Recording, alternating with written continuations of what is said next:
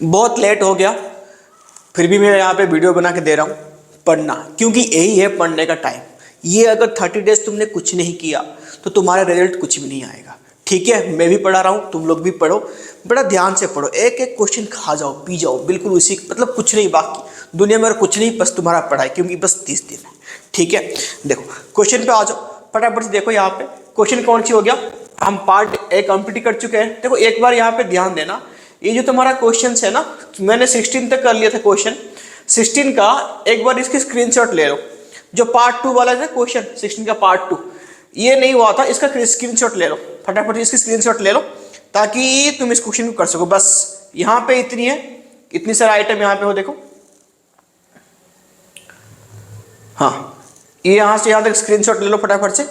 लेने के बाद फिर यहाँ पे आ जाओ, बस एक ही आइटम बचा है, कौन सा, क्लोजिंग स्टॉक बचा है बस -20। ठीक है, चेंज स्टॉक बचा है, ले लिया स्क्रीनशॉट, मैं हट जाता हूँ, स्क्रीनशॉट ले लो। ये क्वेश्चन तुम खुद कर लेना। ठीक है, अब आ जाओ, इसका भी एक स्क्रीनशॉट ले लो, 70 वाला क्वेश्चन को, इसका स्क्रीनशॉट ले, डायरेक्ट क्वेश्चन है, मैं कराऊंगा पार्ट बी से। हो गया, ले लिया सबने स्क्रीनशॉट, 7 का ले लिया। अब आ जाओ पार्ट बी, अब यहां से मेरे साथ करते रहो। लिखा है यहां पे, what was the average rate of growth of employment during 1950 से लेकर 2010 तक, क्या रहा? आंसर लिखो यहां पे 2%। क्या लिखा है यहां पे? 2%। 19 and dash system of production and exchange of goods and services, कौन सा? Economic system. तो आंसर कौन सा हो गया? बी। अब आ जाओ और वाले में देख लो, schedule A of IPR 1956 include, क्या इंक्लूड कर रहा है ये? किसको इंक्लूड करेगा? आईपीआर 1956, फटाफट से बताओ। Those industry which are reserve for the public sector, यानी जो गवर्नमेंट ओन इंडस्ट्री था, याद है सबको? 3 सेक्टर यहां पे बना गया था, 3 sector schedule A B and C. A में क्या आएगा था? बिल्कुल पब्लिक ओन्ड, यानी यहाँ पे जो गवर्नमेंट सेक्टर। ठीक है, सेमी गवर्नमेंट बी में, बाकी जो अदर रह गया प्राइवेट वाले सारे, वो आ गए थे किसमें? सी में। ठीक है, याद रखना इसको। Which five year plan agriculture was top priority, पहला five year plan, first five year plan कहां पे लिखा है? यहाँ पे डी पे लिखा है। ठीक है, आगे आ जाओ, देखो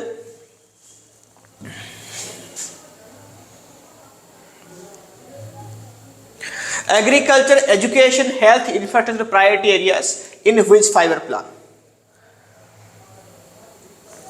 देखो कौन सा फाइबर प्लान है, यहां पे से ऊपर कर दूंगा, तो कौन सा हो गया ये? 11th fibre plan. ये सबको दिया गया था, एग्रीकल्चर हेल्थ इंफ्रास्ट्रक्चर, ये सबको। ठीक है, आगे लिखो 21 an academy called dash for rural prosperity and been established, कौन सा? ना मैं हिंट देता हूं, क्वेश्चन में आंसर बताना मुझे। जिनकी नाम से जमशेदपुर में, है ना, पूरा सिटी का नाम दिया गया जमशेदपुर। ठीक है, अभी हिंट मिल गया होगा, तो आंसर यहां पे लिख लो, कौन सी है? लिख लोगे, मैं तुम्हारे ऊपर छोड़ रहा हूं। 22 देखो, cheaper imported goods were one of the reason behind, किसके पीछे रीजन था यहाँ पे? 22 देखो, cheaper imported goods was one of the reason behind, किसके पीछे यहाँ पे रीजन था? लिखो यहाँ पे C, low level of industrial growth, low level of industrial growth, C इसके आंसर लिखो। 23 पे आ जाओ, human capital is an investment that bring, क्या लेके आता है? ह्यूमन कैपिटल एक इन्वेस्टमेंट है, यानी ह्यूमन कैपिटल क्या है? एक नॉर्मल ह्यूमन बीइंग और ह्यूमन कैपिटल में डिफरेंस है।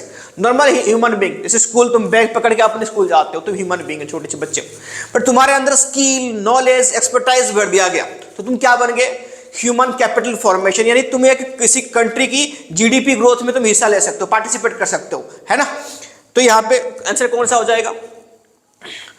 लिखो D, qualitative improvement in labour.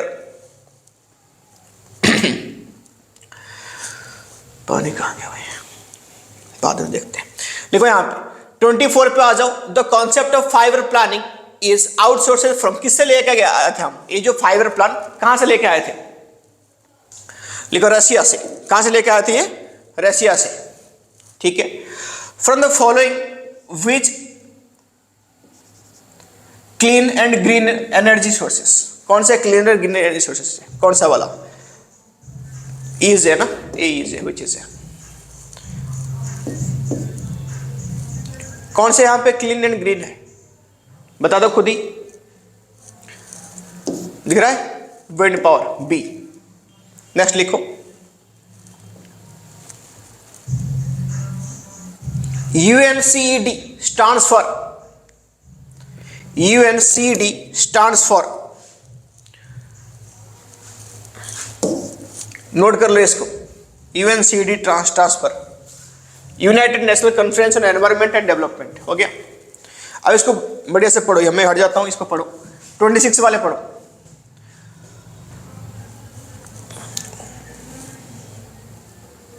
पढ़ लिया, लिखो, most land holding were economy yielding low output as high cost. क्या पूछा है, most land holdings were economic yield low output and high cost. अब आ जाओ, क्या लिखा, land holding were both small as well as fragment. ये क्या बोला यहां पे, low output and high cost, ऐसे कुछ था नहीं। और यहां पे क्या लिखा, land holding were both small and fragment, यानी ये जो लैंड होल्डिंग था यहाँ पे क्या था, कुछ फ्यू हैंड में था, एंड वो क्या था यहाँ पे एक नॉर्मल एरिया में था, यानी अगर एक जमीन यहाँ पे होगा, कुछ जमीन छोड़ के फिर इसकी जमीन होगा, फिर कुछ जमीन छोड़ के यहाँ पे होगा, तो वही बोल रहा है। तो आर वाला क्या हो गया यहाँ पे, ट्रू हो गया, और ए वाला क्या यहाँ पे फॉल्स है। आगे लिखो, 27 पे आ जाओ,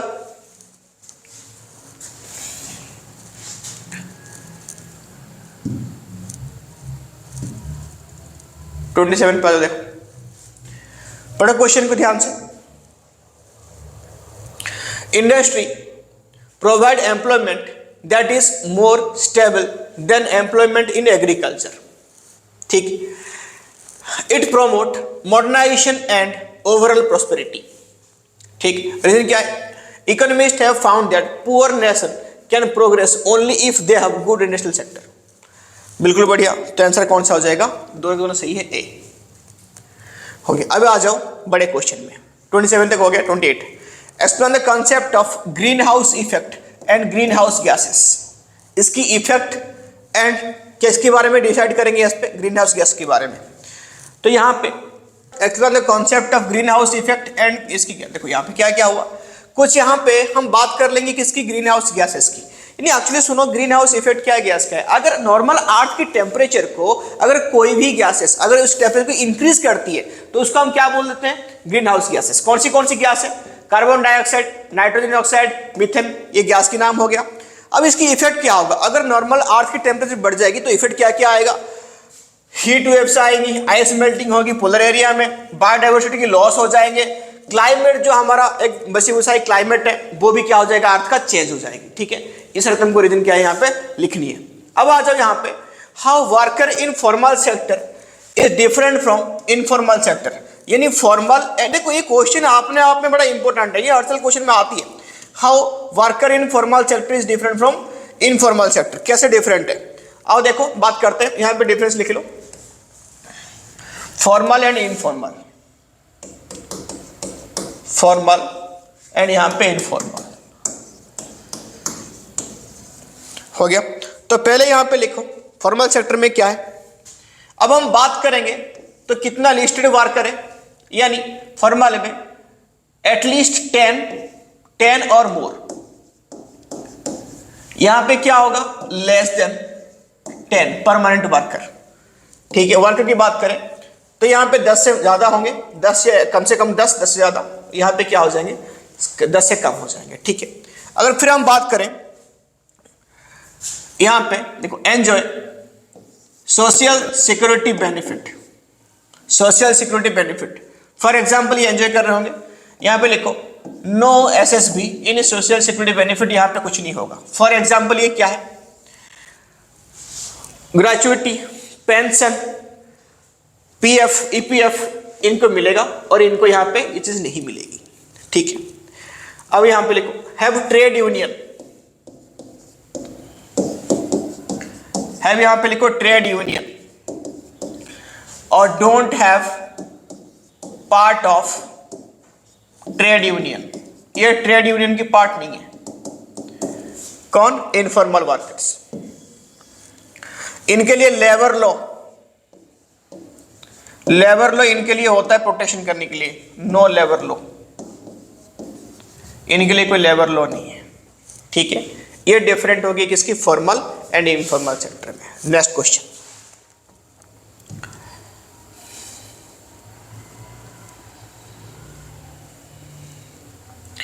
अब इस टेबल को ध्यान से देखना, कैसे लिखना है इस क्वेश्चन को।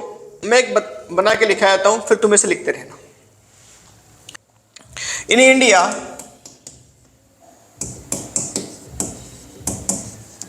लिख लिया। इन India 48% 48% of the total labor force,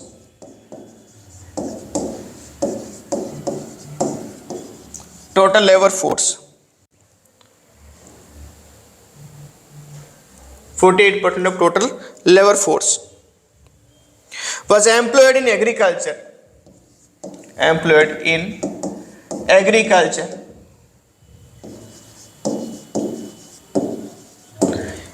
लिख लिया, इन एग्रीकल्चर, अगेंस्ट 42% इन पाकिस्तान। ठीक है, इन द ईयर 1819, कौन से ईयर में? 1819। ये कंपेयर किया मैंने, जो टेबल था, टेबल एक्चुअली बनता ही है कंपैरिजन के लिए, तो तुम भी यहाँ पे कंपेयर ही करनी है। इन इंडिया एग्रीकल्चर, देखो लैंग्वेज कुछ भी हो बट तुम कंपेयर ऐसे करना ताकि ये समझ में आए किसी को पढ़ के। In India 48% of total labour force engage in कहाँ पे? Agriculture, whereas in Pakistan 42% of work force engage in agriculture. ठीक है, ऐसे कंपेयर करना इन द ईयर 18 to 19, ये ऐसे लिख के करनी है।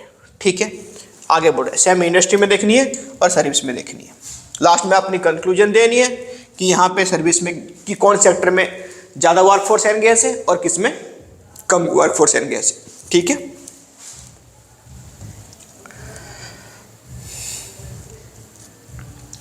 यहाँ पे तुमको लिखनी है, क्वेश्चन पढ़ लो एक बार।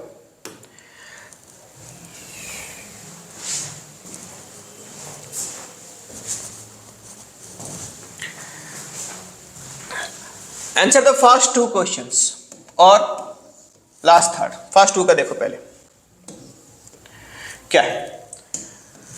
Mention the 2 major external reform. External sector reform का मतलब, एक्सटर्नल मतलब foreign sector policy. Foreign sector में हमने क्या रिफॉर्म करा था? पहला रिफॉर्म यहां पे क्या करा था बताओ? इंक्रीज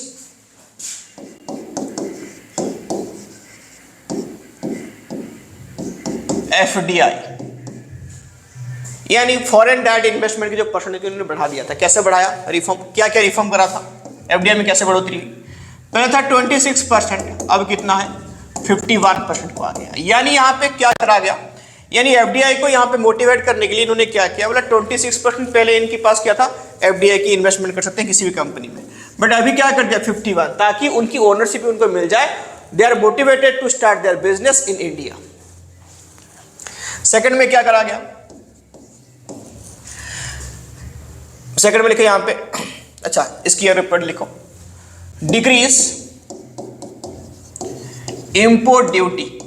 इंपोर्ट ड्यूटी को डिक्रीज कर दिया गया। फ्रॉम लिखना यहां पे 250% टू 10%। ठीक है, ये दो चीज को यहां पे मेंशन करनी है। State the main objective of liberalisation policy. इसकी ऑब्जेक्टिव क्या था लिबरलाइजेशन पॉलिसी का? मैं बता रहा हूं, जिसकी वजह से तुम्हारा एलपीजी आया। क्या था? पीएसयू की पुअर परफॉर्मेंस, बीओपी में डेफिसिट इन फॉरेन एक्सचेंज, ऐसे बहुत सारे रीजन थे जिसकी वजह से तुम्हारा क्या आया कि लिबरलाइजेशन, हमारा नया पॉलिसी आया एलपीजी। तो उसी में से 2 रीजन की उठा के तुमको यहाँ पे लिखनी है। मैं यहाँ पे लिख लेता हूँ, ये हो गया। तो सेकंड का आंसर लिखो।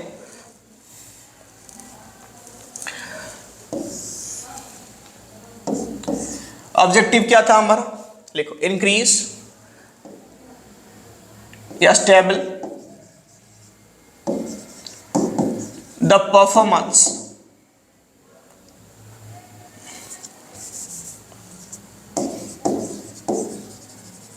परफॉर्मेंस ऑफ PSUs,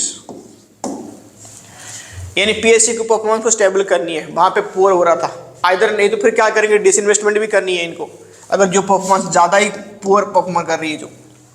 फिर क्या था, rise in foreign exchange reserve, rise in क्या लिखा, फॉरेन एक्सचेंज रिजर्व।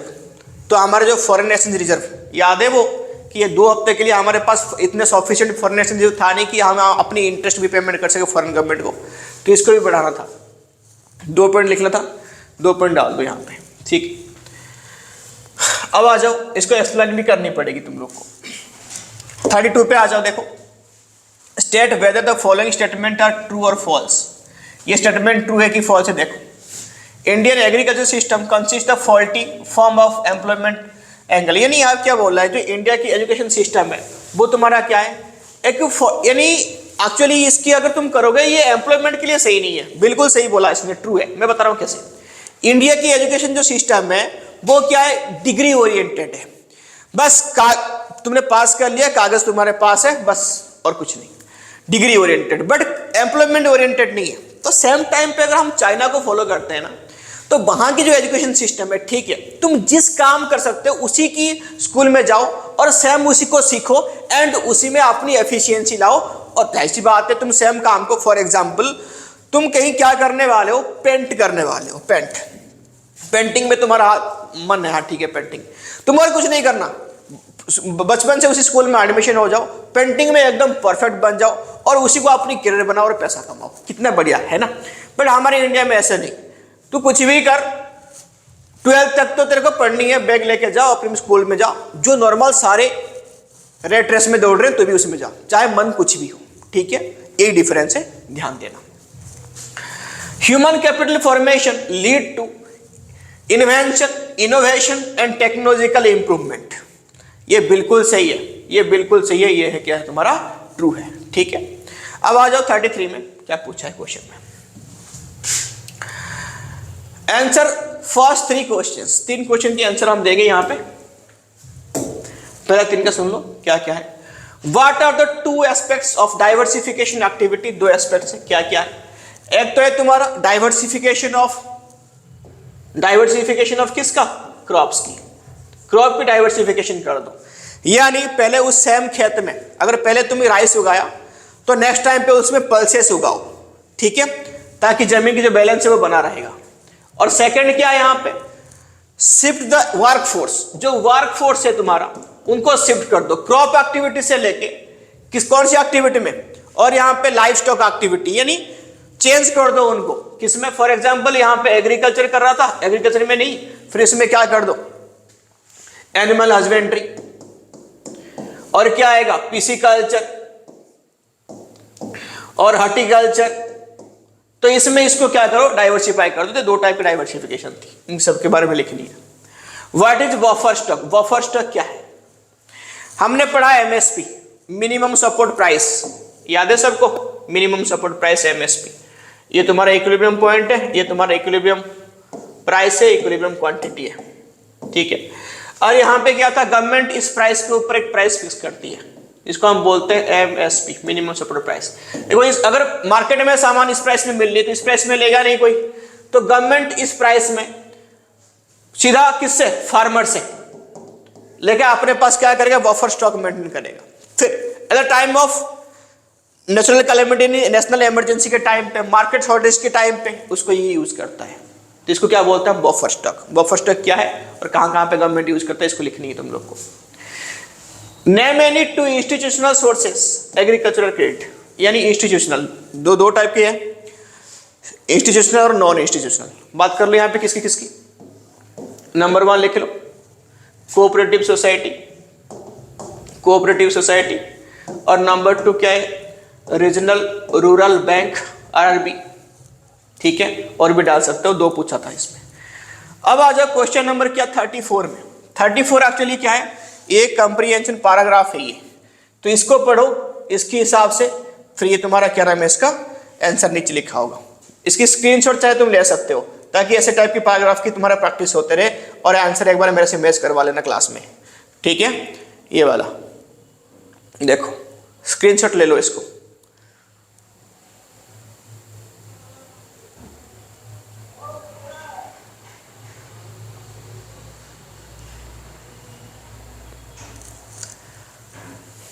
क्वेश्चन भी देख लो इसकी, ये क्वेश्चन, ठीक है ले लिया। दोबारा दिखाओ क्या, ये ले लो एक पार्ट यहां पे फाइनली तक, और एक पार्ट यहां पे ले लो, ठीक है ले लिया, और एक पार्ट यहां पे ले लो, ठीक है। चलो बढ़िया से पढ़ना, प्रैक्टिस करना, ताकि पेपर में मार्क्स आए तुम्हारी बढ़िया से एकदम।